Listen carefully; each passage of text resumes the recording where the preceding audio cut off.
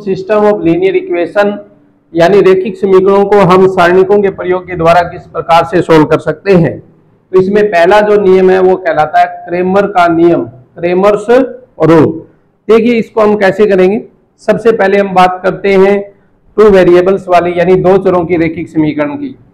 मान लो कि दो चरों की रेखिक समीकरण जो है, दो चरों की रेखिक समीकरण, दो चरों की रेखिक समीकरण, इनको कैसे हल करेंगे। मान लेते हैं हमारे पास दो समीकरण है। एक समीकरण है a1x प्लस b1y बराबर c1 और दूसरी है a2x प्लस b2y बराबर में c2। ये क्या है? दो चरों की रेखिक समीकरण है। इनको हमें सोल्व करना है क्रेमर रूल की सहायता से। तो यहां पर देखिए हम तीन चीजें निकालते हैं। एक तो निकालते हैं डेल, क्या निकालते हैं? डेल। एक निकालते हैं डेल 1 और एक निकालते हैं डेल 2। ये तीन मान हमें निकालने हैं। सबसे पहले देखिए कि डेल की वैल्यू किसके बराबर होगी। डेल जो बराबर आएगा, डेल जो बराबर आएगा वो बराबर होता है हमारा a1 b1 a2 b2। इस डिटरमिनेंट के बराबर आता है डेल। डेल 1 की बात करें ये बराबर आता है c1 b1 c2 b2 के बराबर आता है। डेल 2 की बात करें तो ये आता है a1 c1 और a2 c2 के बराबर आता है। तो सबसे पहले तो हमें ये तीन वैल्यू निकालनी है। डेल मानना है किसके बराबर? a1 b1 a2 b2 के बराबर। डेल 1 मानना है c1 b1 c2 b2 के बराबर और डेल 2 मानना है a1 c1 a2 c2 के बराबर।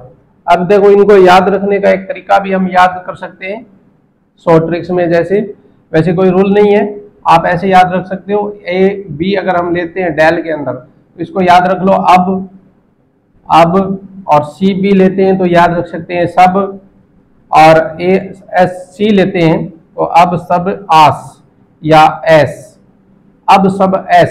इस प्रकार से हम इसको याद रख सकते हैं कि डेल का मान किसके बराबर आएगा। अब का मतलब a1 b1 a2 b2। Del 1 का मान किसके बराबर आएगा? c1 b1 c2 b2। अब सब क्या आ जाएगा? सब c1 b1। और डेल 2 का मान आ जाएगा a1 c1 यानी आस a2 c2। हम इस प्रकार से याद रख सकते हैं। तो x की जो वैल्यू आएगी, x की वैल्यू आएगी और जो y की वैल्यू आएगी वो देखो किसके बराबर आएगी। x की वैल्यू आएगी डेल 1 अपॉन डेल के बराबर आएगा, डेल 1 अपॉन डेल के बराबर आएगा। और y की वैल्यू आएगी डेल 2 अपॉन डेल के बराबर आएगा। आपको पता है डेल जो है वो 0 के बराबर है, बस नहीं होना चाहिए। तो आप x की वैल्यू क्या आ जाएगा? डेल 1 अपॉन डेल, और y की वैल्यू क्या आ जाएगी? Del 2 upon del. तो इस फॉर्मूले का प्रयोग करके हम दो चरों की रेखिक समीकरण जो है वो हल कर सकते हैं। ये नियम कहलाता है क्रेमर्स रूल यानी कि क्रेमर का नियम।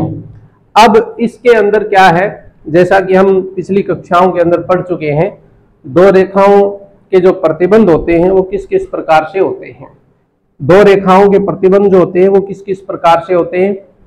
देखिए हम पिछली कक्षाओं के अंदर ये पढ़ चुके हैं कि अगर a1 अपॉन a2 बराबर नहीं है b1 बटा b2 की, a1 अपॉन a2 बराबर नहीं है b1 अपॉन b2 के बराबर नहीं है, तो क्या कंडीशन बनेगी। दूसरा हमने ये पढ़ा था कि अगर a1 अपॉन a2 ये तो बराबर हो b1 अपॉन b2 के, लेकिन कांस्टेंट टर्म जो है वो बराबर नहीं हो तो क्या कंडीशन बनेगी। और तीसरा हमने ये पढ़ा था कि a1 अपॉन a2 बराबर आ जाए b1 अपॉन b2 और बराबर में आ जाए c1 अपॉन c2 तो क्या कंडीशन बनेगी। तो इसमें हमने क्या पढ़ा था, जब a1 upon a2 does not equal to b1 upon b2, इसका मतलब दो रेखाएं क्या करेंगी? प्रतिच्छेद करेंगी। दो रेखाएं क्या करेंगी? प्रतिच्छेद करेगी, इंटरसेक्ट करेगी। और ऐसी कोई कंडीशन है तो दो रेखाएं क्या होंगी? पैरेलल होंगी। दो रेखाएं क्या होंगी? पैरेलल होंगी यानी समानांतर होंगी। पैरेलल होंगी यानी समानांतर होंगी। और इस प्रकार की कोई कंडीशन बन रही है तो दो रेखाएं क्या होंगी?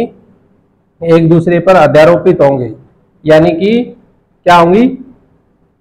एक दूसरे पे अध्यारोपित होंगी। तो ये तीन कंडीशन दो रेखाओं की बनती है। रेखाएं या तो प्रतिच्छेद करेगी, या समांतर होंगी, या एक दूसरे के ऊपर होंगी। अब इस कंडीशन के अंदर क्या होता है, रेखाएं क्या करती है, इंटरसेक्ट करती है। क्या करती है, इंटरसेक्ट करती है, यानी प्रतिच्छेद करती है। क्या करती है, प्रतिच्छेद करती है। और इसमें क्या होती है, रेखाएं पैरेलल होती है। क्या होती है, पैरेलल होती है। पैरेलल यानी समांतर होती है। क्या होती है, समांतर होती है। और इसमें क्या होती है, कोइंसिडेंट होती है। कोइंसिडेंट होती है। कोइंसिडेंट का मतलब होता है अध्यारोपित, या एक दूसरे के ऊपर होगी। तो ये तीन कंडीशन बनती है। इसमें जो सॉल्यूशन होता है, इसमें जो सॉल्यूशन होता है वो क्या होता है, यूनिक सॉल्यूशन होता है। क्या होता है, यूनिक, यानी अद्वितीय हल होता है। इसके अंदर कोई सॉल्यूशन नहीं होता है, नो सॉल्यूशन। क्या होता है, नो सॉल्यूशन होता है। और इनके अंदर क्या होता है, सॉल्यूशन क्या होता है, इनफाइनाइट नंबर ऑफ सॉल्यूशन। क्या होता है, infinite number of solution. Number of solution कितने होते हैं, अनंत हल होते हैं, अनेक हल होते हैं। इस कंडीशन के अंदर जो हल होता है उसको बोलते हैं हम कंसिस्टेंट। क्या बोलते हैं, कंसिस्टेंट बोलते हैं, यानी कि संगत हल बोलते हैं। क्या बोलते हैं, संगत हल बोलते हैं। जब दो रेखाएं समानांतर होती है और कोई हल नहीं होता है तो इनको बोलते हैं असंगत। क्या बोलते हैं, असंगत, इनकंसिस्टेंट। क्या बोलते हैं, इनकंसिस्टेंट बोलते हैं। और जब दो रेखाएं एक दूसरे के ऊपर होती है यानी कोइंसिडेंट होती है, तब क्या होते हैं, इनफाइनाइट नंबर ऑफ सॉल्यूशन, यानी अनंत हल होते हैं। और इनको भी हम क्या बोलते हैं, इनकंसिस्टेंट। क्या, इनको कंसिस्टेंट बोलते हैं। क्या बोलते हैं, कंसिस्टेंट। कंसिस्टेंट यानी कि संगत बोलते हैं। तो दो रेखाओं के लिए ये शर्तें कुछ होती है कि दो रेखाएं अगर हमें दो चरों में दे रखी हैं तो क्रेमर रूल की सहायता से हम किस प्रकार से ज्ञात कर सकते हैं। और ये हम 10वीं क्लास के अंदर पढ़ चुके हैं कि दो रेखाएं अगर प्रतिच्छेद करती है तो क्या होता है, सॉल्यूशन जो होता है वो यूनिक होता है। ऐसी रेखाओं को संगत बोलते हैं। और क्या क्या बोलते हैं, प्रतिच्छेद करती है, संगत हल होता है और यूनिक हल होता है। इस कंडीशन के अंदर रेखाएं क्या होती है, समानांतर होती है, कोई सॉल्यूशन नहीं होता और इनकंसिस्टेंट कहलाती है। इस कंडीशन के अंदर क्या होता है, कंसिस्टेंट होती है, इनफाइनाइट नंबर ऑफ सॉल्यूशन यानी अनंत हल होते हैं। और ये भी क्या कहलाती है, कंसिस्टेंट कहलाती है। तो ये हमें इसमें देखना है, याद करना है। ये तो दो चरों की है। अगर तीन चरों की दे रखी हो तो क्रेमर रूल की सहायता से हम कैसे ज्ञात कर सकते हैं। चलिए देखिए, तीन चरों की समीकरण जो है वो किस प्रकार से दी हुई होंगी। तीन चरों की समीकरण, तीन चरों की समीकरण में मान लेते हैं ये दिया हुआ है a1x plus b1y plus c1z बराबर में d1। दूसरा है a2x b2y प्लस c2z बराबर d2। और दे रखी है a3x plus b3y plus c3z बराबर में d3। ये तीन समीकरण हमें दे रखी है, इक्वेशन 1, 2 और 3। और इनको हमें सोल्व करना है क्रेमर रूल से, क्रेमर के नियम से। किससे ज्ञात करना है, क्रेमर का नियम। क्रेमर का नियम यानी क्रेमर्स रूल से हमें ज्ञात करना है। क्रेमर का नियम, क्रेमर रूल से हमें ज्ञात करना है। तो यहां पर भी हम तीन चीजें निकालेंगे। एक तो निकालेंगे हम डेल। सबसे पहले क्या निकालेंगे हम, डेल। क्या निकालेंगे, डेल। उसके बाद हम निकालेंगे डेल 1 किसके बराबर होगा, डेल 2 किसके बराबर होगा और डेल 3 किसके बराबर आएगा। क्योंकि यहां पर क्या निकालना है हमें, एक्स वाई जेड की वैल्यू निकालनी है। तो इसमें याद रखना है हमें, डेल जो आपका आएगा वो क्या आएगा, एक्स वाई जेड के गुणांक आएंगे। डेल किसके बराबर आएगा, एक्स वाई जेड के गुणांकों के बराबर आएगा। एक्स वाई जेड के गुणांक अगर हम लेते हैं तो ये किसके बराबर आ जाए, a1 b1 c1 a2 b2 c2 और a3 b3 c3। डेल की वैल्यू किसके बराबर आएगी, a1 b1 c1 a2 b2 c2 और a3 b3 c3 के बराबर आएगी। अगर हम बात करें डेल 1 की, तो डेल 1 में देखो किस प्रकार से हम याद कर सकते हैं। डेल के अंदर ये जो हमने लिया था, जब हम del 1 की वैल्यू निकालेंगे, किसकी निकालेंगे, del 1 की वैल्यू निकालेंगे, तो ये कॉलम हमें छोड़ देना है। ये कॉलम छोड़ करके हम इनकी जगह लिख देंगे D1 D2 D3। क्या लिख देंगे, D1 D2 और D3।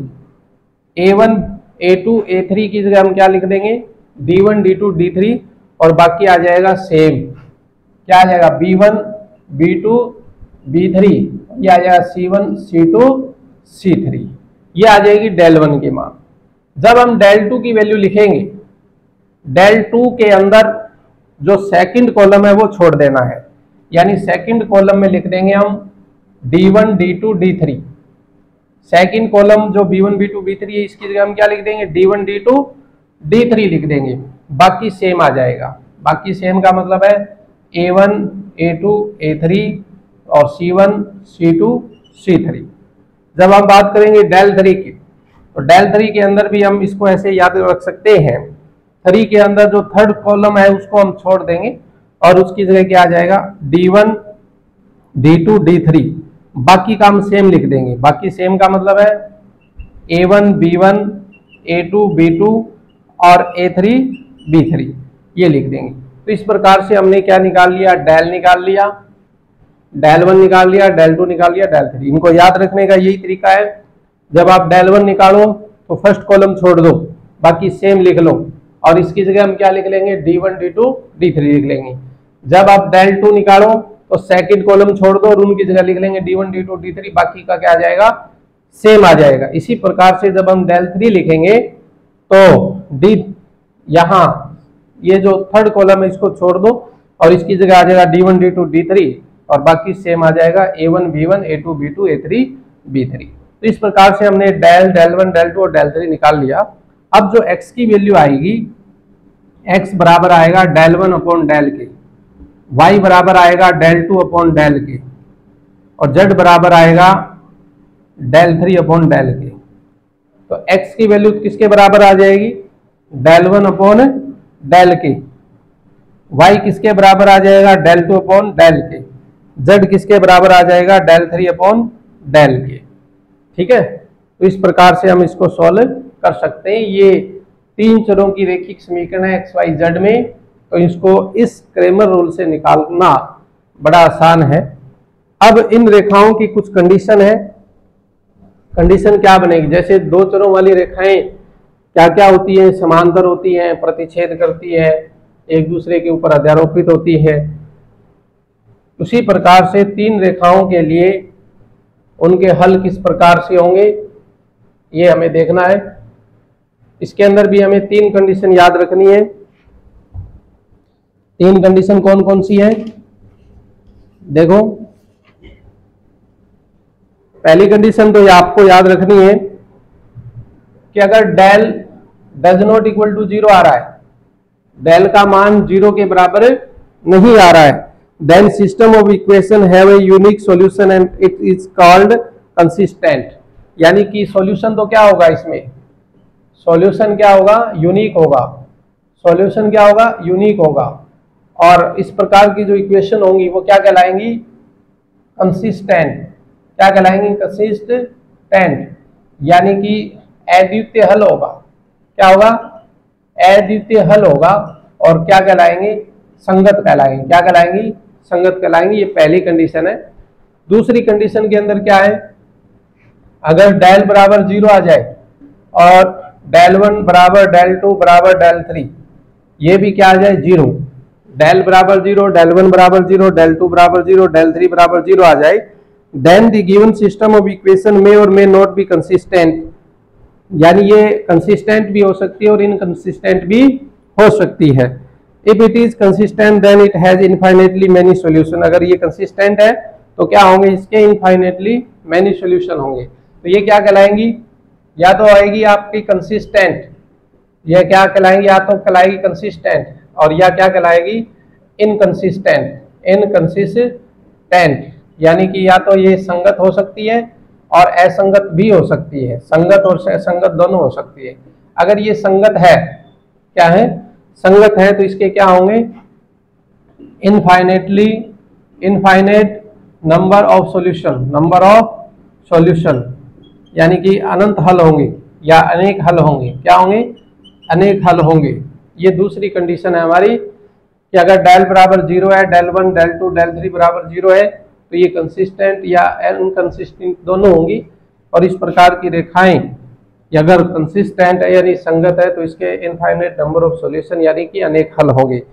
और तीसरी जो कंडीशन है कि डेल बराबर तो 0 हो and del 1, del 2, del 3 is non zero,